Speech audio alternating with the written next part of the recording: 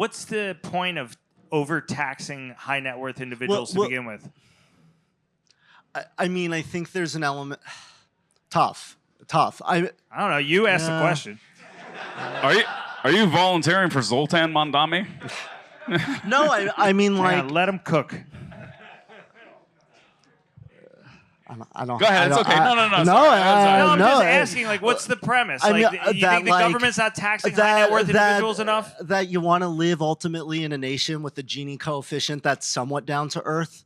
That equality is ultimately somewhat good for society, and that taxes should exist as a whole, and that high earners do end up paying more of the tax base, and it's why New York and California, like, at least in some spots, are nicer places to live than Florida for the most part. Like, there's an element of you get what you pay for. Have you been to Florida, and have you been to, like, L.A.? A lot. There are a lot of other places in those states that are a lot nicer than. Oh, Miami's awful. Anyway, no, I mean, I think, like, taxes are the price you pay for society, right? Is that not, like, no? Taxation is theft, like, top to bottom. All right. It's bye-bye. Oh, no, I understand. That's all right. You don't have to clap. We're trying to have some type of, like, gotcha moment here, so we'll just go for it. But, like, I really don't get it. I think there's a reasonable amount of taxation that can occur.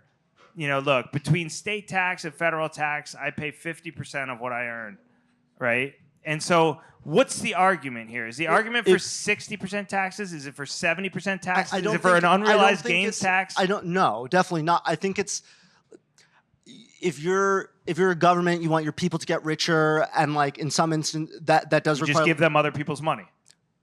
No, I mean, it's ideally incentivize growth. Like, ideally, like, policies how does I mean, when you provide free lunch to public school children, their test output improves. When, there are certain instances on the micro scale of these things working to the point where, like, you can throw out most of the shit, but there's some shit on a very practical level. The argument is give your money to the government and let them distribute it to the people that need it, right? And my response is the government is a fucking terrible capital allocator. Terrible. If the government was Blackstone or the government was a cutthroat PE firm, it might be like a different story. But the government is a horrific capital allocator. Like, taxation is just, what was I just watching yesterday? Oh, yeah. I don't know. Nobody knows this story probably other than me, but there was an electric vehicle company called Mullen. And at some point they had brought on this guy called Lawrence Harge to install shit in their EVs. And this guy went to Washington, D.C. to get his device that he invented, both in quotes, installed on the electric vehicles in Washington, D.C., which they use, I think, for police, fire, and parking authority. And they issued him $650,000. And this guy was like a convicted fraudster, and this local ABC affiliate did this big expose on him, and they brought his technology, in quotes, to somebody at some university that was like, this thing doesn't fucking do anything. Like, this is just a box with some wires coming out of it, basically. And the point is that Washington, D.C. was ready to dole out $650,000 of taxpayer money for that, based on the premise that it was going to help, but really without doing any rigorous due diligence. So if you think that, like, SPAC investors are bad at doing due diligence, the government makes them look like fucking Stanley Druckenmiller. And so the idea that we're going to give government our money and they're going to be able to spend it and allocate it better than it would be used in the private sector is just wrong. And people think, oh, well, what about fucking air traffic control? What about this? What about that?